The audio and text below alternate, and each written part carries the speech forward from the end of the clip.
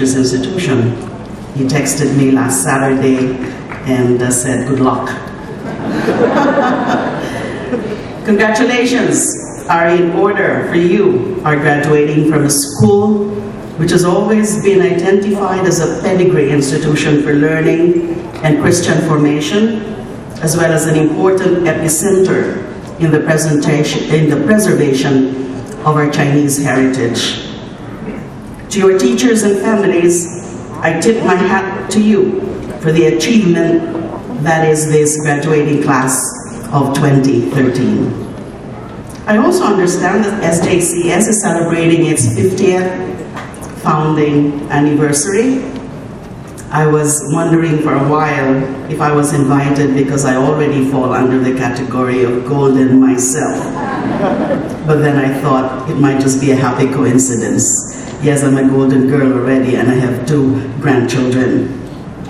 You also have a theme, building the nation's future leaders through the K-12 basic education program.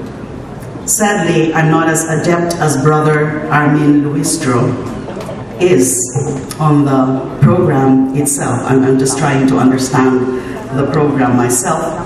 But I believe that I may be able to share some insights about leadership. And so without further ado, please allow me to spell them out to you, dear graduates, my insights, my perspectives, your guideposts for leadership. I think I have a list, if I'm not mistaken, 15 or 16 guideposts. First in my list, maging magpakumbaba. Be humble. A true leader knows that pride will deafen reason, compassion, and kindness. By truly listening, you become a relevant piece of humanity, and you begin to understand the value of each and every one around you. Second, love yourself, for you are God's wonderful creation. I remember when I was a teenager, and now it was very easy for some of my friends to indulge in self-loathing. Loathing you are fat, loathing you are short, loathing you are dark or dark-skinned, loathing you are shy or afraid or invisible. The pain is real and it will be felt by you to your marrow.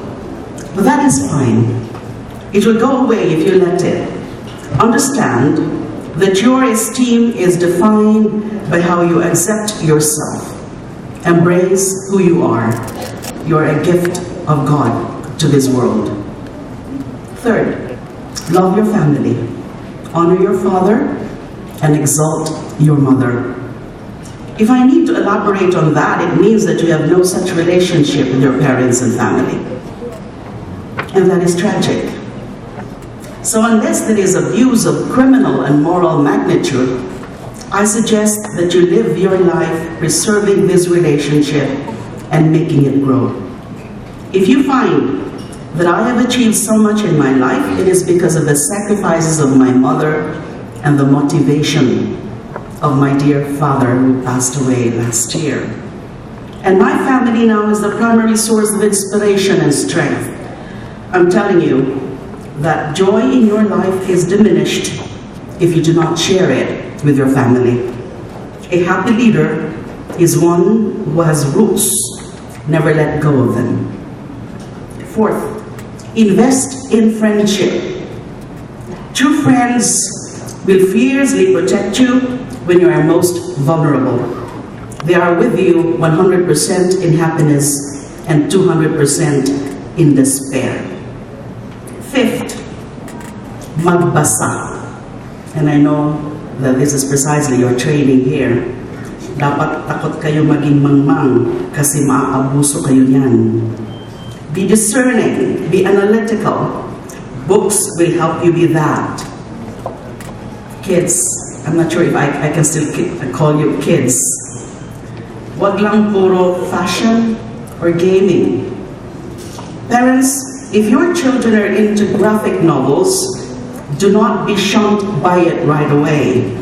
I invite you, for instance, to read gems like Persepolis or 100 Demons.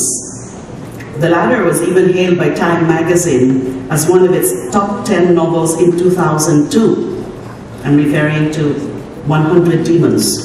Incidentally, its author, Linda Barry, writes from her experience with having a Filipino mother that makes for a very interesting read. On my end, I'm not embarrassed to share that one of my most favorite philosophers are Calvin and his toy tiger, Hobbes. Malalim ang take nila sa life. If you notice, those of you who also, who know about Calvin and Hobbes, it is a joy to read that comic strip. Just remember that the best leaders are those with imagination and creativity, and reading will help you achieve such. Sixth, huwag maging materyoso. Do not be materialistic. This insight will not per se make you a great leader, but I believe that it will infinitely help your character. As a girl, I understand perfectly well the need to accessorize. Obvious naman yan sa mga scarf ko, di ba? Until now. I dare say it is anthropological.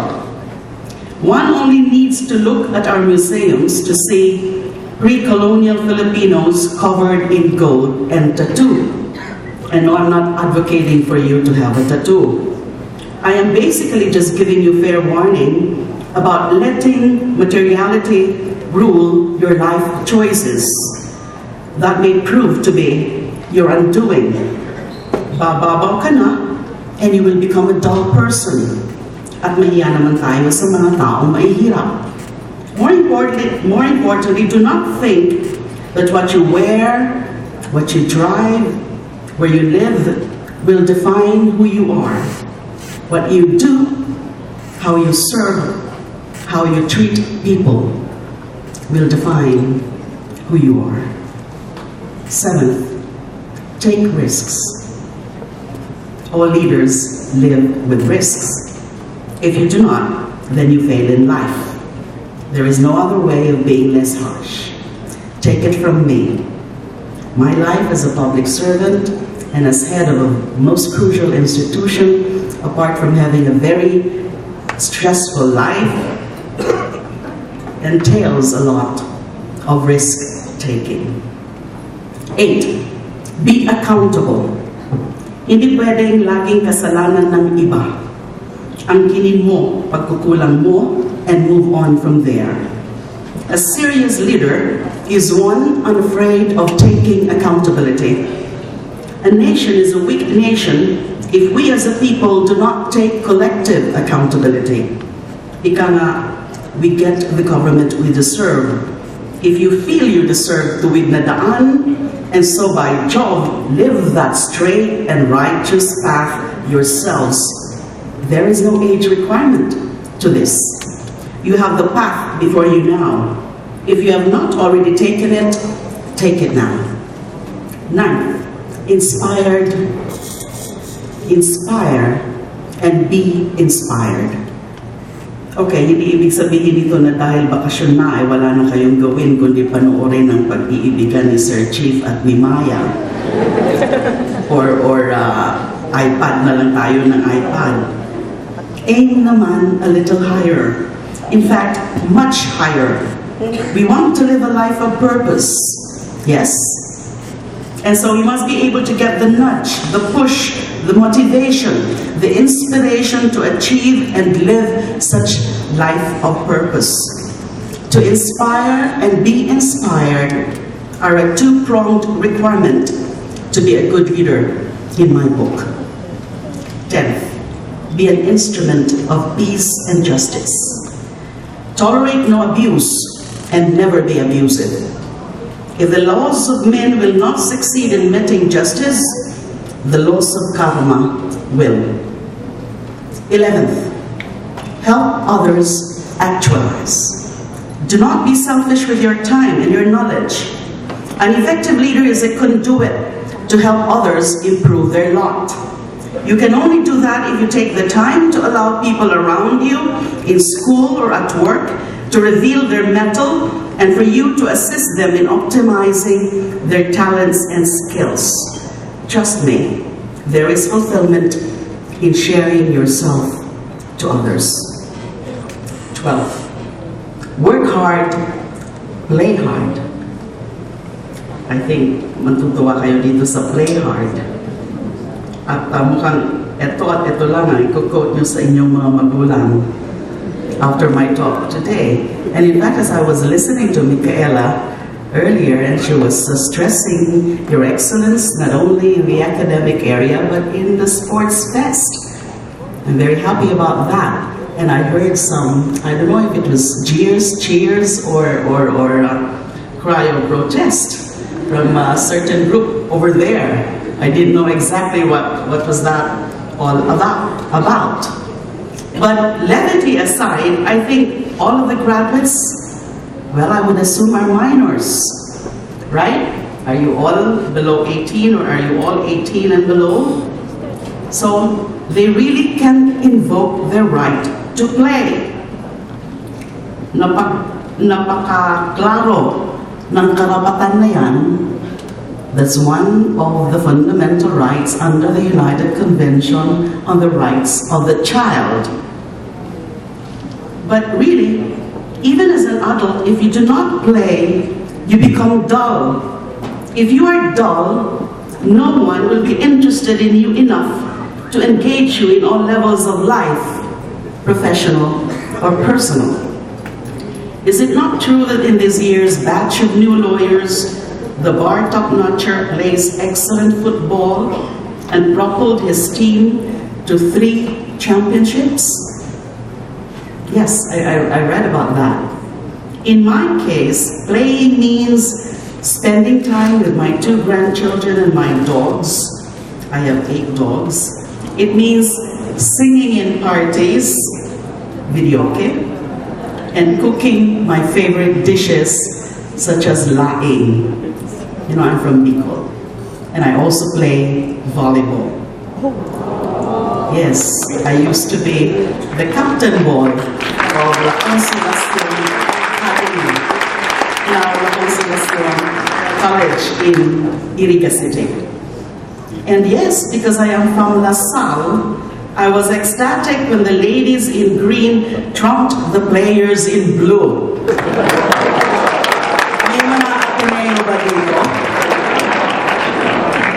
Ako, mawawala na yung first 5 new. Pero kami sa La Salle, intact. But you must have work ethics that spell in big, bold letters, and I know this is one of your core values in this institution, discipline. I think you know enough by now that there is nothing worth having in life if one does not work hard for it. So work with all your heart and mind and leave no room for regrets. Never terrorize your future selves with the ignominy of remembering half-baked efforts of an ill-spent youth. 13. Accept failures and defeat. There is no shame in failing or experiencing failures. It is part and parcel of this life. All leaders have their share of stories of falls and foibles. I have my own share of failures. You must have a mechanism of acceptance in order for you to adjust through life's troubled waters. Happiness and joy and achievements become more profound and more special if you have had to undergo major setbacks in life. This is just how the rules of life were written. So it has been, and so it will always be. 14. Love learning, stay curious, question. Our country will be a better place if our love of laughter will be expanded for the love of analysis. And do not be timid about asking questions. You know, ugaling Pinoy ang pagiging mahiyain. I suggest that we all cultivate curiosity more than timidity. My penultimate lesson is deal with the reality that there will always be someone better than you as a leader and as everything else. But this should not stop you from striving to be the best version of you. One of the things I understand perfectly well is that there will always be room at the top. So work towards that space in your defined pinnacle in life. Finally, value you. Nothing beats self-respect. Know your worth and never compromise your principles and convictions, because at the end of the day, when you hit your bed, ikaw at ang malinis mong konsyensya ang magbibigay sa iyo ng mahimbing at mapayapang tulog. Right? Friends, I shall now end my engagement with you this morning. I will be leaving in a short while for another engagement. Thank you very much for inviting me. It's really a deep honor and a privilege to be blessed with the company of the young. I am as eager as your mentors and parents in finding out what will become of you in this world. Enjoy the university or college that you will be attending. The important thing now is to live your life and to live it well, respecting your role in God's plan. Give all of yourself in your life's work and everything else will follow. Maraming salamat po. Congratulations again, everyone.